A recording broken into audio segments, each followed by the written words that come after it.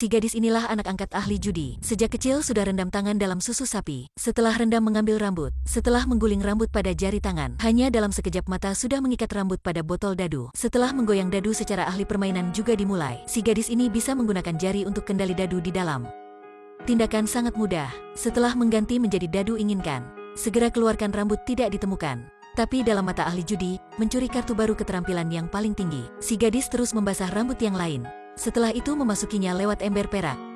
Kartu sebenarnya sudah dikendali rambutnya. Hanya dalam 1 detik kartu sudah di tangan. Untuk berlatih keterampilan begitu, sejak berumur 9 tahun dia sudah mulai rendam tangan dalam susu api. Setiap kali hanya rendam 30 detik, karena begitu baru bisa membuat rasa sensitif untuk tangan. Lagi pula seorang lain anak buah ahli judi juga sebagai pakar. Keempat orang menggunakan bahasa mulut untuk bergaul. Jadi di tangan kartu mereka tidak ketemu tantangan. Salah satunya ada Chow Tien adalah orang paling dihormati. Umur muda tapi adalah bintang dalam dunia judi. Dia juga tunangan Tantan. Tapi di kasino mereka selamanya lawan. Menjadi tuan kasino itulah ideal yang hebat. Tepat waktu sempat datang. Hanya perlu menang ujian ahli judi akan menjadi direktur kasino Asia Tenggara. Ahli segera mengirim 3 anak buah mengikuti. Ketiga orang lancar lewati putaran pertama. Lawan terakhir hanya Todo dari Indonesia.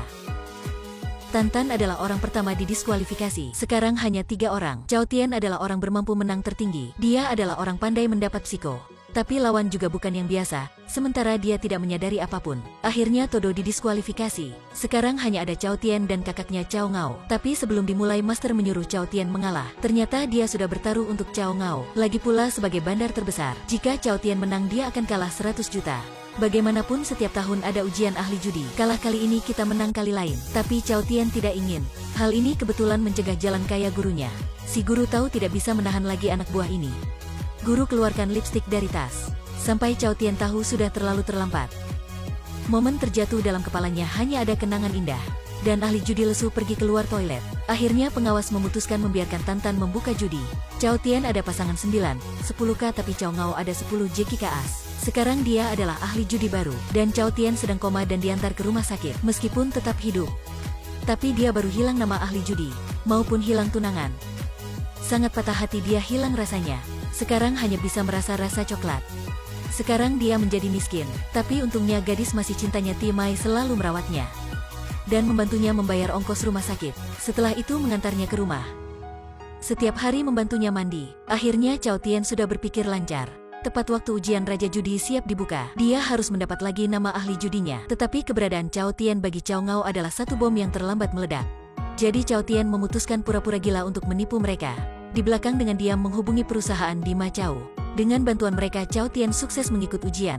Hal ini membuat si guru sekali lagi ingin membunuhnya. Tengah malam dia menyuruh orang membunuh Chow Tien. Timai dilempar dari atas ke bawah dilukai sangat parah. Mungkin tidak pernah terbangun lagi. Chow Tien menyikat rambut gaya yang Timai suka. Setelah itu memegang tangan dan memeluknya. Dia tidak kejam hati biarkan Timai terus disakiti. Jadi memutuskan menghentikan mesin nafas. Karena Timai pernah bilang lebih baik mati saja tidak ingin hidup sebagai mati ini. Akhirnya dia mencium di dahinya untuk selamat tinggal. Sejak ini Chow Tien akan tidak pernah terpengaruhi oleh siapa lagi. Beberapa hari berikutnya Chow Tien dengan hati dingin ikut ujian. Guru sudah mengundang seorang ahli untuk melihat kartunya. Mata orang ini sangat hebat. Dalam satu momen bisa melihat tembus kartu Chow Tien. Setelah itu mengisyaratkan. Selanjutnya guru akan mengisyaratkan Chow Ngao secara rahasia. Kali ini Chow Tien yakin mati. Tidak, sebenarnya dia sudah bisa tebak. Hanya perlu tidak buka kartu. Para kartu dia melihat juga tidak berguna apa. Bahkan sudah melihat sampai pusing. Waktu perlahan berlalu, peserta di meja juga perlahan didiskualifikasi. Chow Tien juga lebih 20 kali tidak masuk uang. Sampai sini di meja hanya ada 3 orang. Chow Tien baru menarik 10 sudah dilihat si pria tua. Si guru merasa kemenangan dalam tangannya. Segera memakai handuk mengisyaratkan Chow Ngao. Tapi Chow Tien tidak ada uang lagi. Dia meminta henti tarik uang. Tapi perusahaan Macau juga tidak ada uang lagi. Mendadak waktu itu Tantan berdiri. Dia mengeluarkan 30 juta NTD memberi Chow Tien. Dia sudah menahan cukup kejahatan guru dan Chow Ngao. Chow Ngao marah bertaruh dengan kedua tangannya. Lawan lain terlalu takut jadi berlari. Chow Tien sangat percaya diri. Karena Chow Ngao tidak bisa mendapat 5 hati. Kartu 10 hati sedang dalam tangannya. Tapi ketika membuka kartu Chow Tien baru tahu. Kartu 10 hati sudah dicopet orang lain. Orang itulah Tantan. Dia sudah mengganti kartu. Senjata rahasia terakhir guru sudah berguna. Chow Ngao sangat percaya diri membuka kartunya. Tapi dia menemukan inilah kartu 3 keriting. Bukan 10 hati. Semuanya sudah terjebak dalam perangkap Chow Tien. Ternyata dia sudah menyediakan. Dia sudah tahu orang dua hati sebagai Tantan akan tidak membantunya. Dia juga tahu orang lain melihat kartunya. Jadi dia sudah menyiapkan beberapa sudut kartu. Daun 10 hati hanya palsu saja. Kartunya sebenarnya adalah 3 keriting. Dengan aturan kartu Cao Tian lebih besar jadi menang. Dan Cao Ngao kalah jadi harus memotong tangan. Dia meminta guru menyelamat. Tapi sekarang dia sudah menjadi tak berguna jadi ditinggalkan gurunya. Dan Cao Ngao menjadi gila. Dia segera melemparkan pisau ke tempat guru. Guru kembali berniat melawan dengan lipstik. Tapi tidak terduga lipstiknya sudah diganti oleh Cao Tian.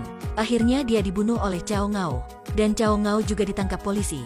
Akhirnya Cao Tian mendapat lagi nama ahli judi. Sejak itu sedikit orang melihatnya lagi. Ada orang berkata dia menerima 2 anak buah. Seorang bernama Dao Tu, seorang bernama Tintu. Juga ada berkata, dia dan Ti Emai pernah muncul di Nepal. Tapi meskipun adalah nyata atau hoaks, semuanya hanya gosip.